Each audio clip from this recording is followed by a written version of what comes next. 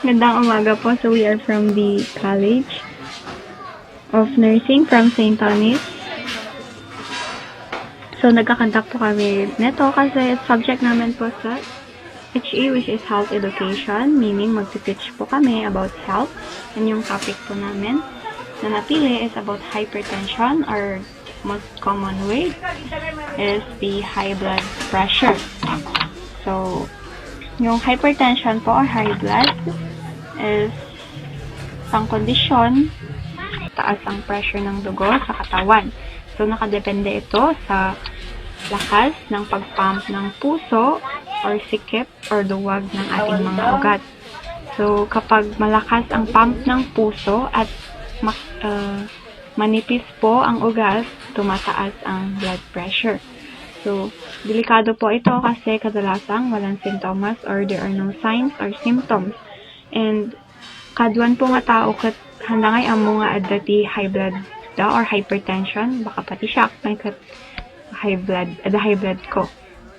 And daytoy inot-inot na nga virgin iti katawan tayo. So nga tatawagan na itong or tinatawag nila itong silent killer. So paano ba malaman ang kasano tayo ba maamuan daytoy hypertension?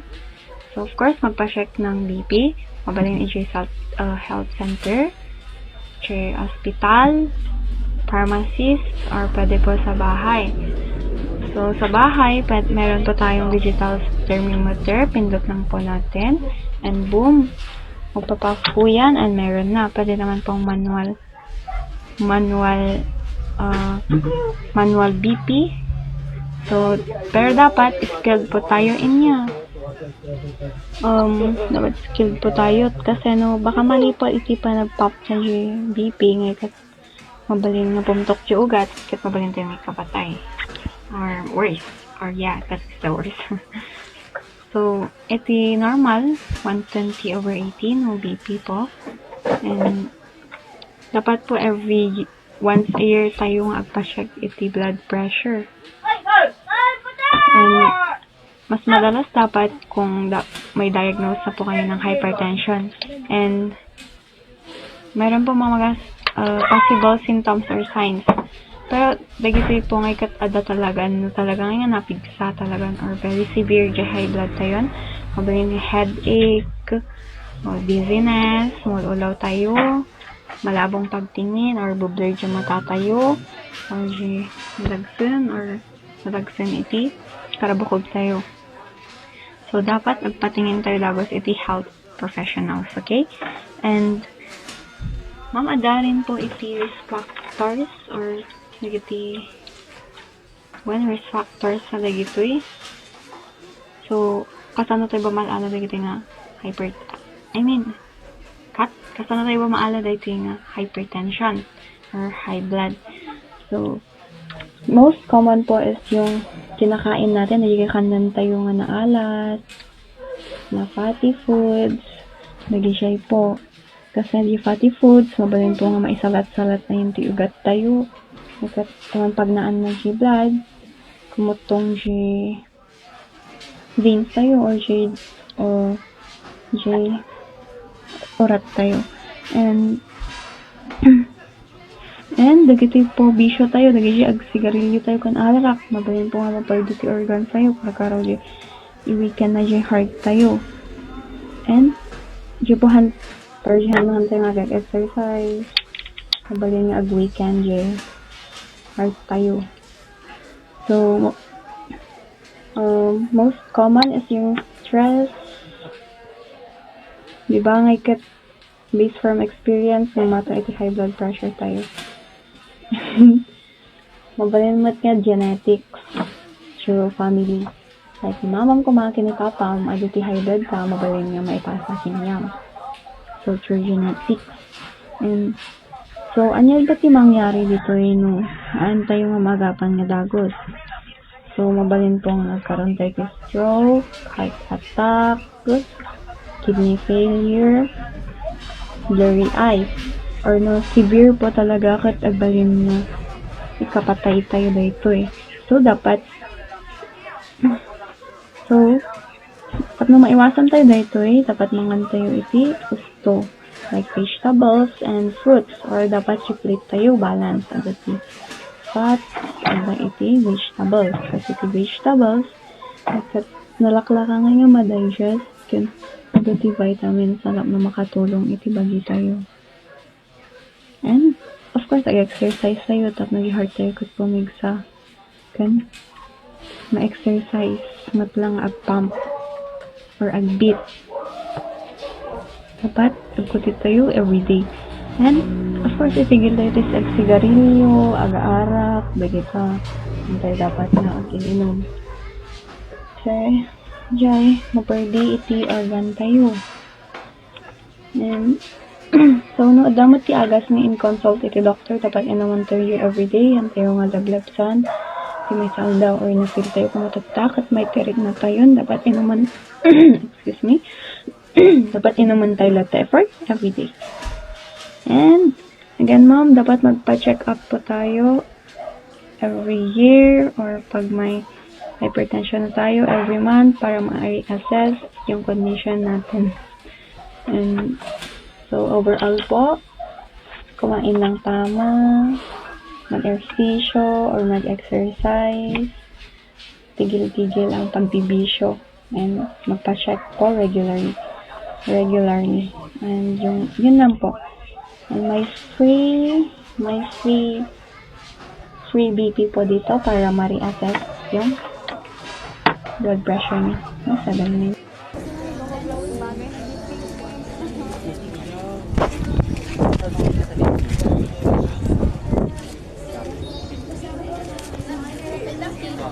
Gulay kasi guys po dagay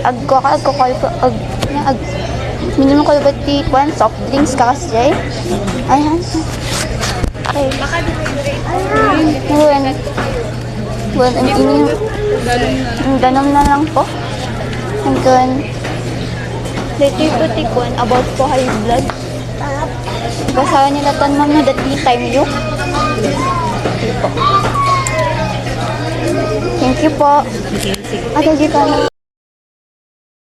Kasama pa pa rin ang heart yung Alberto City, Dara. So, ito gawin high blood po ma'am. Awan niya talaga iti symptoms na or han mo talaga nga amo nung kasunod na ano dagito or han mo amo nga adagayam kinyam. So, akon ko na ang dagay nga silent killer. So, kasunod ay ba maamuan nga dati hypertension tayo or high blood. So, first, of course, kapan tayo nga iti clinic or hospitals na agpa-check up tayo madagos. No, kaya yung mat po, may kakabalimot nga self na lang nga ag-BP. Adamat pati digital tayo nga BP. Pero no, si kayo lang po, dapat skilled kayo. At yun kadaanan or original nga BP po, dapat mag-press. Ayun, nakasig. Ay, opo. Pero dapat skilled po tayo kasi no, mali po di pagka-pressure na mabalin nga pumtok di veins tayo, agad cause iti more injury or severe injury. And pero adamat lang iti slight nga signs iti high blood or hypertension, like no adati headache mo no minsan kat medyo nga blurred iti matam or adati dagsa niya iti barokong naman, pero hanap ibig sabihin nga no adati tawag yun blurry vision mo adati high blood mo, baka talaga lang di matam di. So pa-check up tayo po lata. And of course, agpa-consult po tayo iti professionals. Diba no, nag-BP tayo kung magbabalay tayo. Kasi nakitan tayo nga amo, nga to iti blood pressure tayo, dapat nga pa-consult tayo dito iti doctor.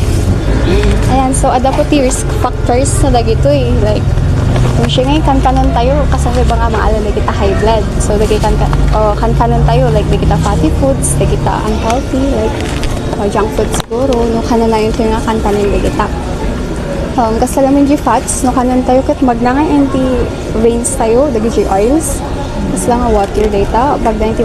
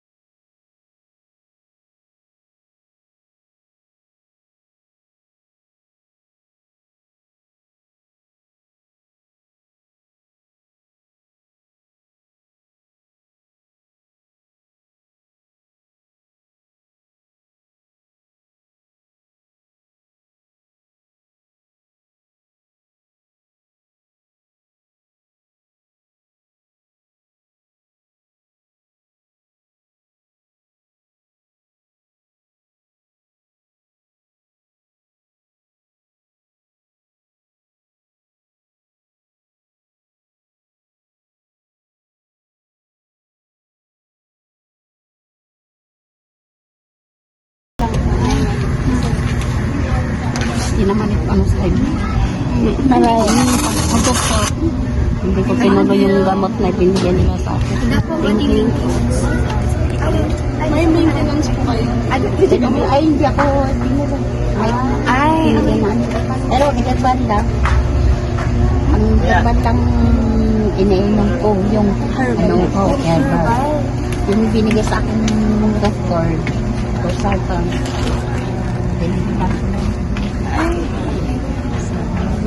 ay ma'am, kapag mo 24 na sa ginagaya sa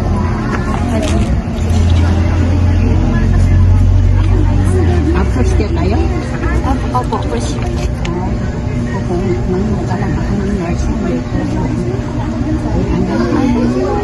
Nag-set ako ng education yung tinapos ko. Secondary teacher.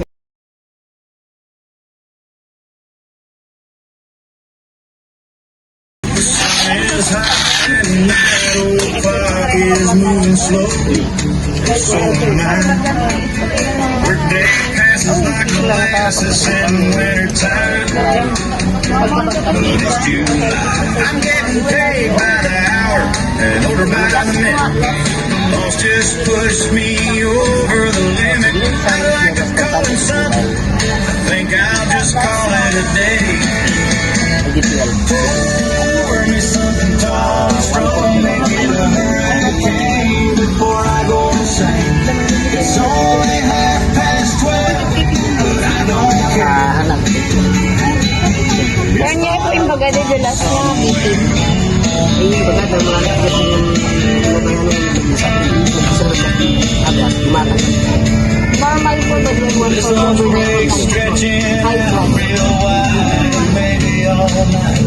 Tomorrow I might regret what I do today, but that's alright. Haven't had a weekend off in way too long, so I'm clocking out before the clock says I'm gone.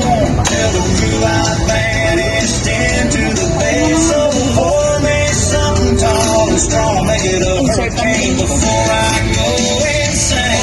Pour me something tall and strong, make it a hurricane before I go insane.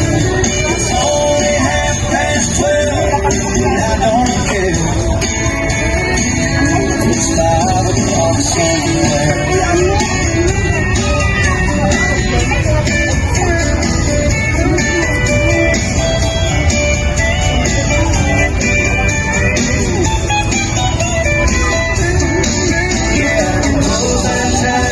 Sliding into a cab, head back before the hour's through.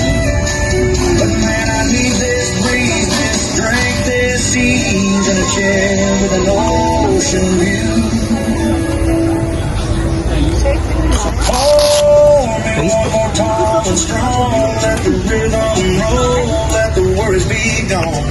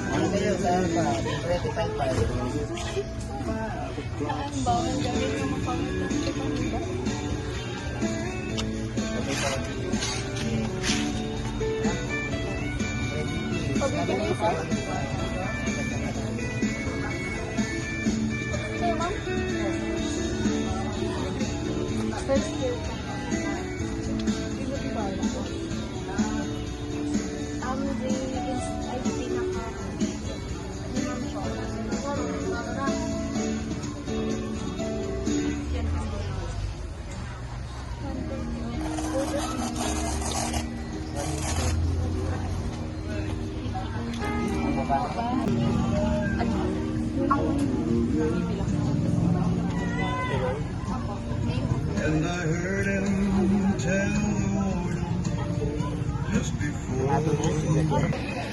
Mga change day. Zoom Friend, wait lang.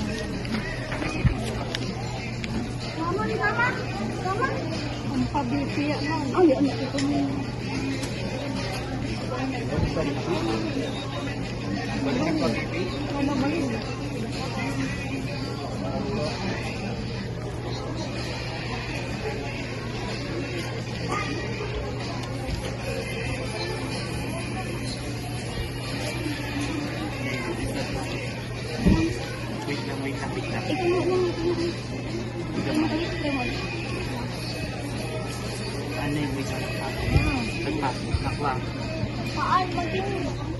Yung bungan nagpagpabibili.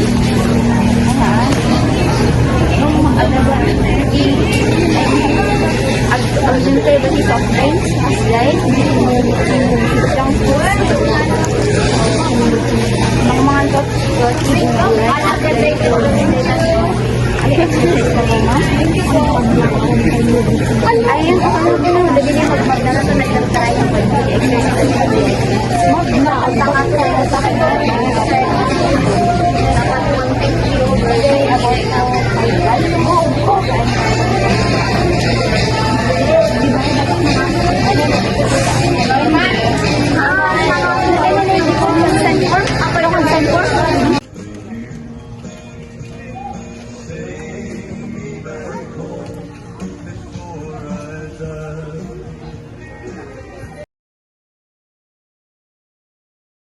Ain't the same. Sige lang, ano? And I heard it. Baby pocket. Normal lang. Normal lang.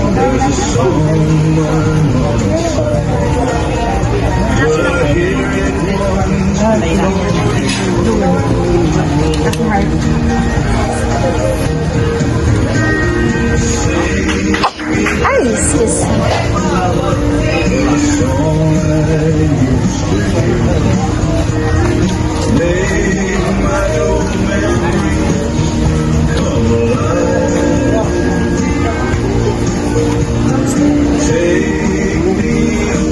Babam.